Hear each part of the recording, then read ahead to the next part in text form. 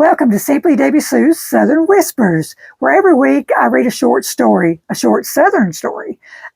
This week is called Sweater Weather and Second Chances. It is a Southern fall tale of redemption, romance, and ribbing. So let's get right into the story this week. It was the first chilly Sunday of October, and Miss Ruby Jean showed up to church wearing a sweater so loud it could have led the choir. Pumpkin orange, sequined within an inch of its life, and stitched with a squirrel clutching an acorn that read, "Fall for Jesus." It was less fashion and more declaration. Folks whispered. Deacon Harold choked on his coffee. Sister Maybelle muttered, "Well, bless her heart, that squirrel's got more sparkle than my engagement ring." Ruby Jean didn't flinch. She was on a mission. Last fall, she'd made a comment, innocent in her mind, but sharp in delivery. She told Sister Loretta her cornbread tasted a little dry, like the desert. Loretta hadn't spoken to her since, except to pass the salt with passive-aggressive precision. But this year, Ruby Jean was determined to make amends. She baked a sweet potato casserole so rich it needed its own savings account, and she wore that sweater like a peace treaty stitched in polyester. After service, she marched up to Loretta, casserole in hand, and said, "I may have been wrong last year, but I'm right with the Lord now, and I brought marshmallows to prove it."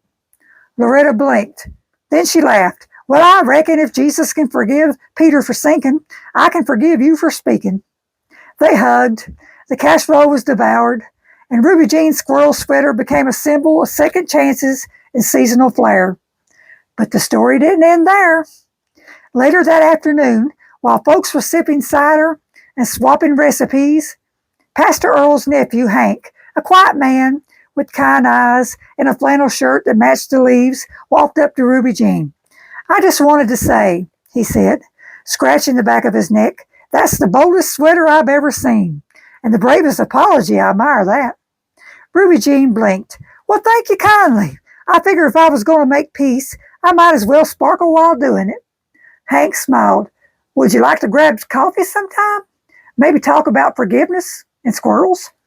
Ruby Jean blushed, the sequins catching the sunlight like a disco ball of divine timing. And just like that, sweater weather turned into something sweeter.